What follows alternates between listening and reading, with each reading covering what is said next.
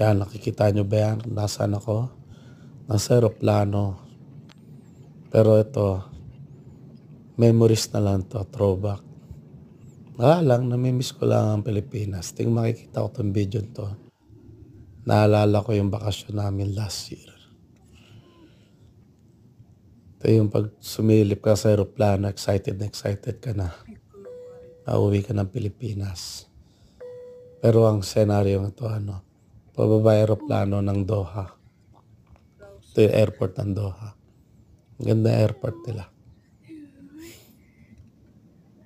Malinis, kahit mainit.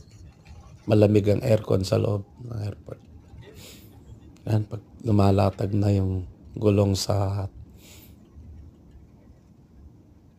kalsada ng Doha Airport, International Airport. Nakakatuwa.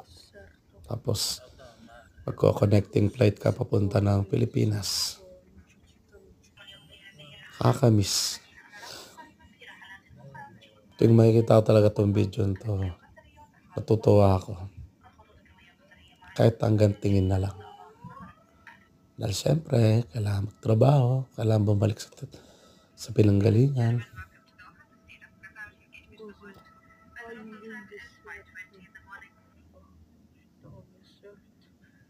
Alam mo yung airport nila, malawak. Pero yung Pilipinas, maganda na rin ngayon ang airport. Marami silang binago. Sana lang yung mga nagtatrabaho ron, magbago na rin. Hindi naman lahat, Pero yung mga maraming modus, sana baguhin na nila yung ugali nila. Gaya dito, walang modus dito.